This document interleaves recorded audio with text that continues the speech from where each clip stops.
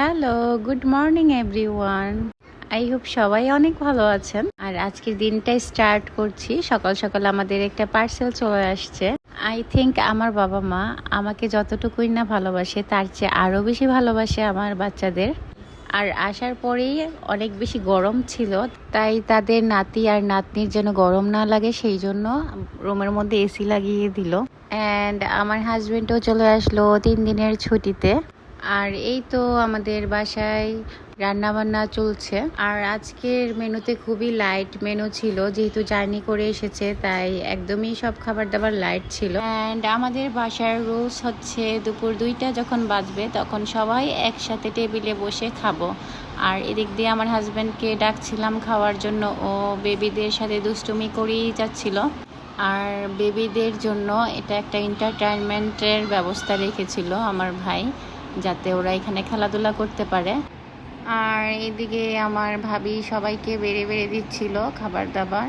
আমার ভাই, আমার বোন আর আমার হাজব্যান্ড বসেছিল খাওয়া দাওয়ার জন্য। অ্যান্ড লাস্টের দিকে আমার আব্বু অ্যাড হয়ে গিয়েছিল। আর দিন শেষে সবাই একসাথে খাওয়া দাওয়া করার মজাটাই কিন্তু আলাদা। অ্যান্ড চলুন দেখি আমার আম্মু কি রান্না করেছে আমার হাজব্যান্ডের জন্য। প্রথমে এখানে করেছিল টাকি মাছের ভর্তা, আর এইখানে কলমি শাক ভাজি করেছিল, তার সাথে এখানে দেশি শিং মাছ রান্না করেছিল। অ্যান্ড এইদিকে হাঁসের মাংস রান্না করেছিল। আর এই হাঁসের মাংসটা খেতে আমাদের বাসায় সবাই অনেক বেশি লাইক করে। অ্যান্ড এখানে গরুর মাংস রান্না করেছিল, আর তার সাথে এখানে দেশি মুরগি রান্না করেছিল। আর আজকে আম্মু সকালে আমার হাজব্যান্ডের জন্য একটু খিচুড়িও করেছিল, সাথে পোলাও ছিল।